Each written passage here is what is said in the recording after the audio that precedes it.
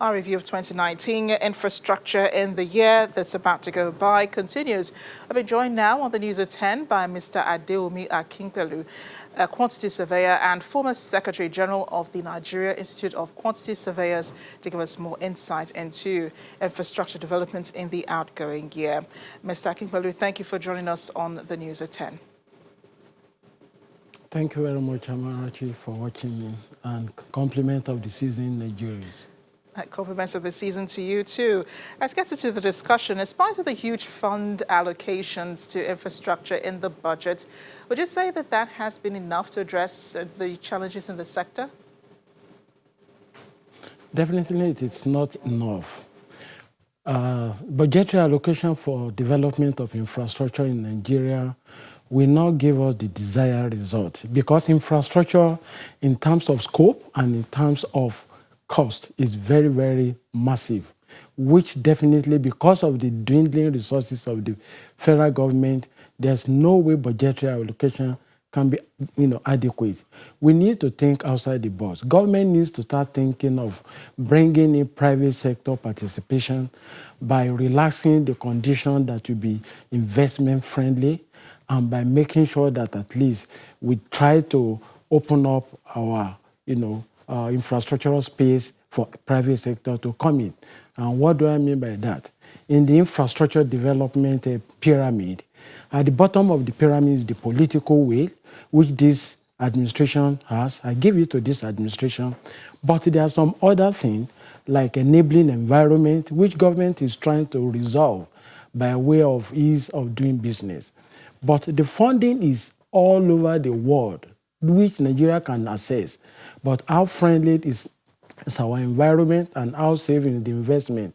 So there is need for government to start thinking of how to make sure that the private sector comes in.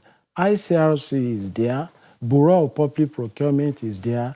There are two key acts that government needs to work on.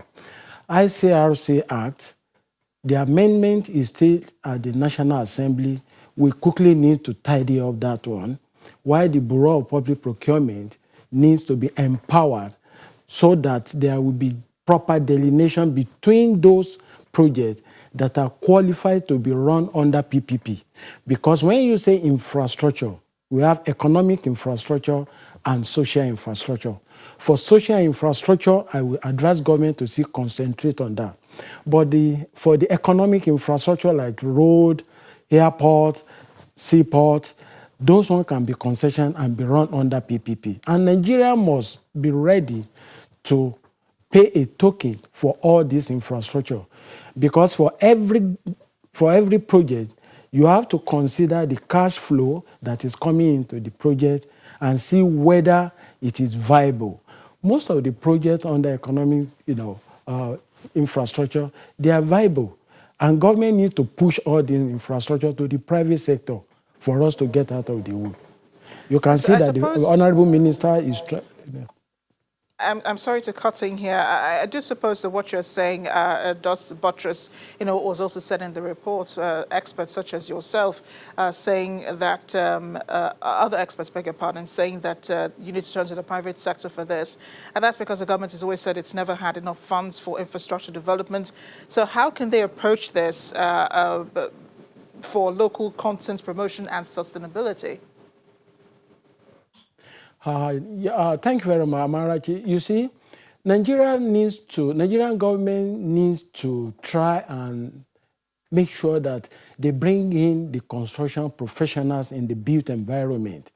How we can promote local, content is that all over the world, infrastructure is so massive in terms of cost and in terms of, scope. So government need to make use of the in-house Nigerian professional to drive the process in terms of design, in terms of construction and supervision. Because if you look at it, our infrastructure the cost is so high because of the, foreign content. And we need to domicile the patronage of Nigerians professionals. We have 7 professional bodies in the built environment, Nigerian Society of Engineers, Nigerian Institute of Quantity Surveyors, and some other 5 ones. Government needs to as a matter of urgency, declare a kind of national emergency on infrastructure by encouraging these same professional body to organize what I will call construction summit. At the summit, we need to look at which project should be pushed under private partnership and which one government should run. I think it's high time. We have economic summit, construction summit, we need to start thinking about that. Well, all of this, we hope, is being put into consideration. Mr. Adeomi Akinpelu, former Secretary General of the Nigeria Institute of Quantity Surveyors and a quantity surveyor himself, thank you for joining us on the News at 10.